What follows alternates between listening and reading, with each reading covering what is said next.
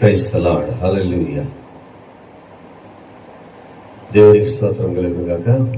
ఒక వచనాన్ని చదువుకున్న ప్రభు యొక్క పరిశుద్ధ గ్రంథంలో నుంచి కీర్తన గ్రంథం 30వ అధ్యాయము 11వ వచనం. నా ప్రాణము మౌనంగా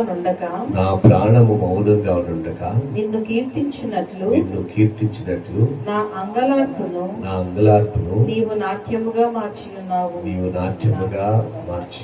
చూడండి, మనము మౌనంగా ఉండక అంటే మనం ఎప్పుడు కూడా ప్రభుని స్తుతిస్తూ వెళ్ళవేళ ప్రభుని మనం ఆరాధిస్తూ ఆయన నామాన్ని కీర్తిస్తూ ఏ పని చేసినా దేవుని మనం స్తుతించేవారిగా, మనకు మంచి జరిగినా చెడ్డ జరిగినా ప్రభుని స్తుతించేవారిగా ఉండాలి. కొంతమంది ఏదైనా జరిగినప్పుడు ఏం చేస్తారంటే ప్రభుని స్తుతించకుండా ఉంటారు. అది కాదు, మనం ఏం జరిగినా ప్రభుని స్తుతించేవారిగా ఉండాలి. నా అంగలార్పును దేవుడు నాట్యముగా మార్చే దేవుడు. గతంలో నా జీవితంలో మరి ఎన్నో అలజడులు, ఎన్నో మరి విపత్తులు ఎదురైనా, కరోనా టైంలోనూ అదేవిధంగా యాక్సిడెంట్ విషయంలో కూడా దేవుడు కాపాడి, మరి ఆటో 2 పల్టీలు కొట్టినా కానీ దేవుడు రక్షించి కాపాడి తన కృపతో నీకు బలపరిచాడు.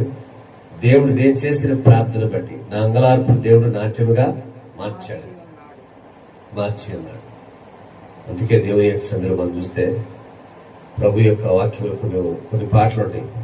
సిలువలో చాపిన రెక్కల నీడలో సురక్షితముగా నన్ను దాచితివా, సురక్షితముగా నన్ను కాచితివా, కన్నీటి బ్రతుకును నాట్యముగా మార్చి ఆదరించిన యేసయ్యా, కన్నీటి బ్రతుకును నాట్యముగా మార్చి ఆదరించిన యేసయ్యా.